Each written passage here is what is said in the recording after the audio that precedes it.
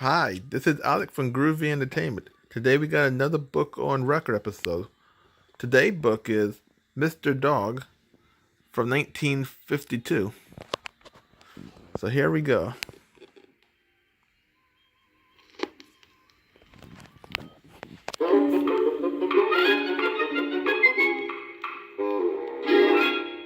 Hello, boys and girls. This is Uncle Dave, and we're going to read a story together. When you hear this sound, it means turn the page. Ready? The name of our story, Mr. Dog, the Dog Who Belonged to Himself, by Margaret Wise Brown, with pictures by Garth Williams, Golden Press, New York. Turn the page. Once upon a time, there was a funny dog named Crispin's Crispian. He was named Crispin's Crispian because... Turn the page. He belonged to himself. In the mornings, he woke himself up, and he went to the icebox and gave himself some bread and milk. He was a funny old dog. He liked strawberries. Turn the page. Then he took himself for a walk, and he went wherever he wanted to go. But one morning, he didn't know where he wanted to go. Just walk, and sooner or later, you'll get somewhere, he said to himself. Soon he came to a country where there were lots of dogs. They barked at him, and he barked back. Then they all played together. Turn the page. But he still wanted to go somewhere, so he went until he ran bang into a little boy. "Who are you, and who do you belong to?" asked the little boy. "I am Crispin's Crispian, and I belong to myself," said Crispian. "Who and what are you?" "I am a boy," said the boy, "and I belong to myself." "I am so glad," said Crispin's Crispian. "Come and live with me." Turn the page. So the boy walked on with Crispian and threw him sticks to chase all through the shining, sun-drenched morning. "I'm hungry," said Crispin's Crispian. "I'm hungry too," said the boy's little boy. Turn the page.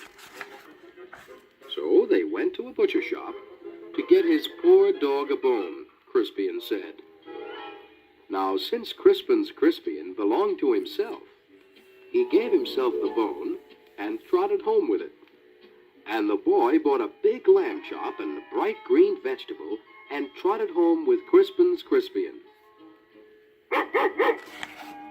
Now, turn the page and turn the wheel.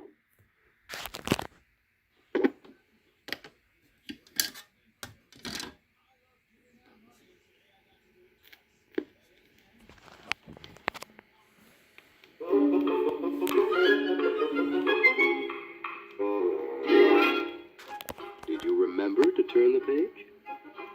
Okay, let us continue. Crispin's Crispian lived in a two-story doghouse in a garden. And in his two-story doghouse, he had a little fur living room with a warm fire that crackled all winter and went out in the summer. His house was always warm. His house had a chimney for the smoke to go out. And there was plenty of room in his house for the boy to live there with him. Turn the page. Crispian went upstairs, and the boy went with him. And upstairs, he had a little bedroom with a bed in it, and a place for his leash, and a pillow under which he hid his bones. And he had windows to look out of, and a garden to run around in any time he felt like running around in it. The garden was blooming with dogwood and dogtooth violets. Turn the page. And he had a little kitchen upstairs in his two-story doghouse, where he fixed himself a good dinner 3 times a day, because he liked to eat.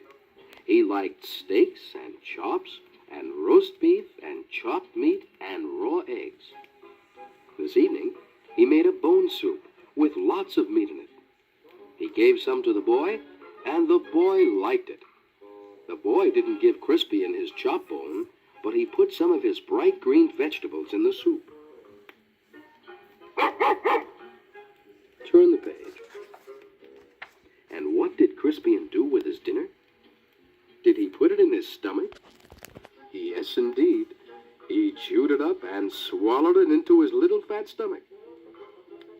And what did the little boy do with his dinner? Did he put it in his stomach? Yes, indeed. He chewed it up and swallowed it into his little fat stomach. Turn the page. And then what did he do? Then he curled in a warm little heap and went to sleep. And he dreamed his own dreams. That was what the dog who belonged to himself did. And what did the boy who belonged to himself do?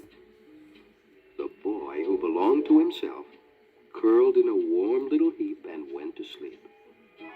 And he dreamed his own dreams. That was what the boy who belonged to himself did.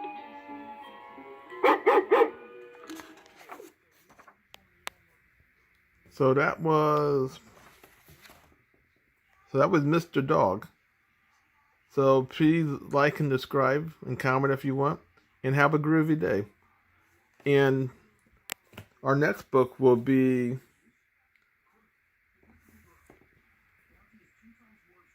Twatty Trot Squad something line.